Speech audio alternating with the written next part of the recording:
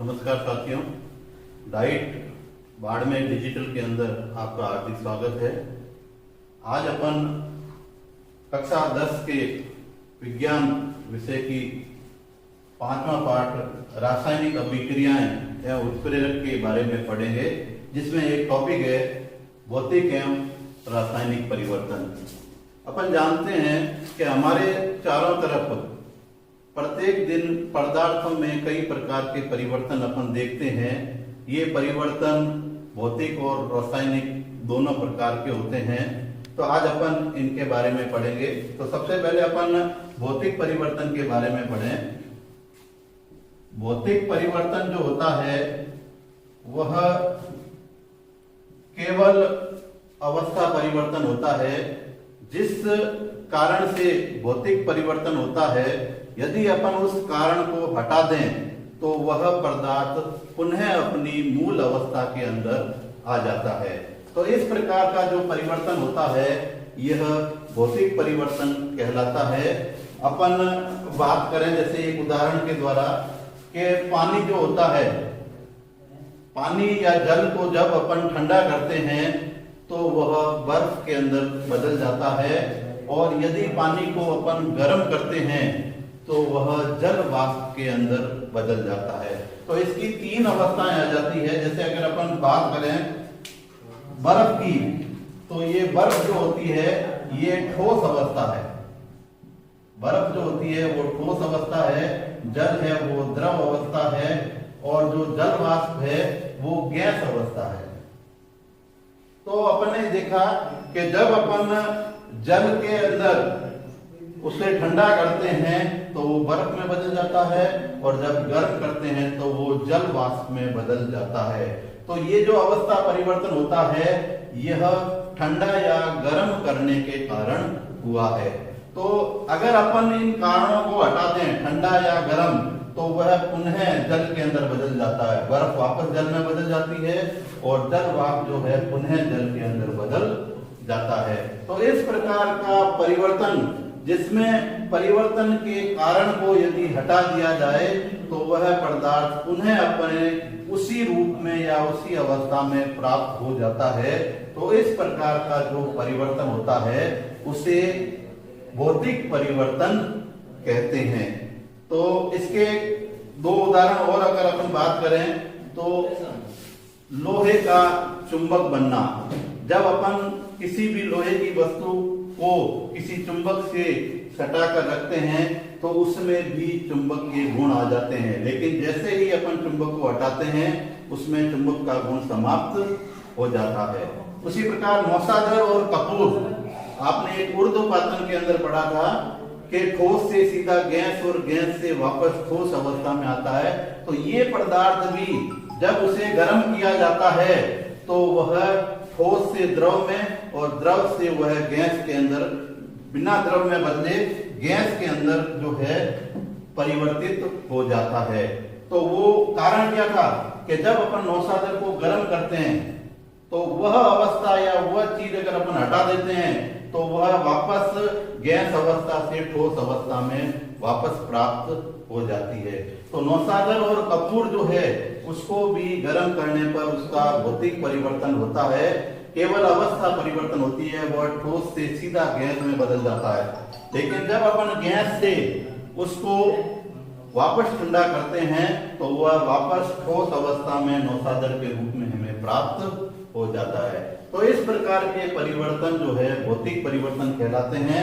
भौतिक परिवर्तन केवल उसकी अवस्था का, उसके रंग का और उसकी गंध का परिवर्तन होता है जो अस्थायी होता है। ये इसका पहला गुण है भौतिक परिवर्तन का कि ये परिवर्तन केवल अवस्था के, उसके गंध के और उसके रंग के परिवर्तन है जो अस्थायी होते हैं, वापस मूल अवस्था में आ सकते हैं। दूसरा भौतिक परिवर्तन का गुण होता है कि ये जो परिवर्तन होते हैं ये बिल्कुल अस्थायी होते हैं। जैसे ही उन कारणों को हटा दिया जाता है वह पदार्थ पुनः उसी अवस्था में हमें मिल जाता है। तीसरा, इसके द्वारा बने हुए परिवर्तन के उपरांत जो पदार्थ बनता है उसे पुनः अपन जो मूल पदार्थ है उसकी प्राप्ति की जा सकती है। और ये जो परिवर्तन होते हैं ये परिवर्तन अस्थायी होते हैं। तो ये 4 गुण जो होते हैं यह भौतिक परिवर्तन के होते हैं और ये पूर्णतः अस्थायी परिवर्तन होता है। अब अपन दूसरे परिवर्तन की बात करें, रासायनिक परिवर्तन। रासायनिक परिवर्तन जो होता है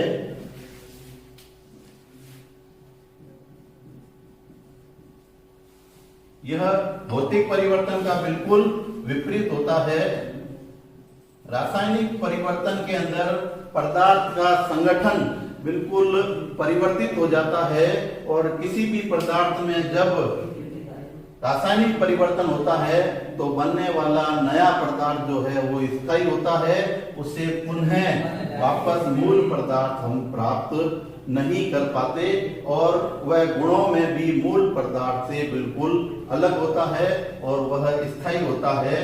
तो इस प्रकार के परिवर्तन को रासायनिक परिवर्तन कहते हैं। जैसे एक उदाहरण अपन बात करें कि यदि अपन कोयले को वायु के अंदर जलाते हैं तो हमें कार्बन डाइऑक्साइड गैस प्राप्त होती है। तो ये जो परिवर्तन है ये रासायनिक परिवर्तन है और इस परिवर्तन के अंदर आप देख रहे हो कि कोयले को जब अपन जलाते हैं ऑक्सीजन की उपस्थिति में तो हमें कार्बन डाइऑक्साइड गैस प्राप्त होती है।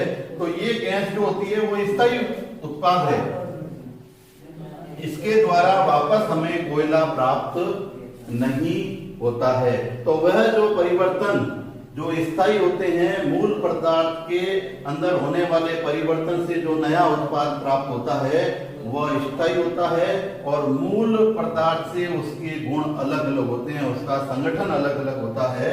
तो इस प्रकार के परिवर्तन जो होते हैं वो रासायनिक परिवर्तन कहलाते हैं और इसके जो गुण हैं वो भौतिक परिवर्तन के बिल्कुल उल्टा हैं कि इस रासायनिक परिवर्तन में जो है उसकी अवस्था का, उसके रंग का, उसके गंध का पूर्ण परिवर्तन हो जाता है। ये जो दूसरा गुण है रासायनिक परिवर्तन में वो ये परिवर्तन स्थायी होते हैं कि भौतिक परिवर्तन अस्थायी होते हैं। तीसरा जो रासायनिक परिवर्तन का गुण है कि इसके द्वारा जो नए पदार्थ प्राप्त होते हैं या जो उत्पाद प्राप्त होता है उससे हम पुनः मूल पदार्थ प्राप्त नहीं कर सकते हैं और इस प्रकार के जो परिवर्तन होते हैं वो स्थायी परिवर्तन होते हैं। तो इस प्रकार रासायनिक परिवर्तन के अंदर जो भी परिवर्तन होता है वो स्थायी होता है और उसे जो है वापस मूल पदार्थ हमें प्राप्त नहीं होता है। इस प्रकार अवस्था के आधार पर अपन देखें तो अवस्था भी जो है उसकी पुनः प्राप्त नहीं की जा सकती। तो इस प्रकार 2 प्रकार के परिवर्तन होते हैं, भौतिक परिवर्तन और रासायनिक परिवर्तन। भौतिक परिवर्तन अस्थायी होता है जबकि रासायनिक परिवर्तन स्थायी परिवर्तन होता है।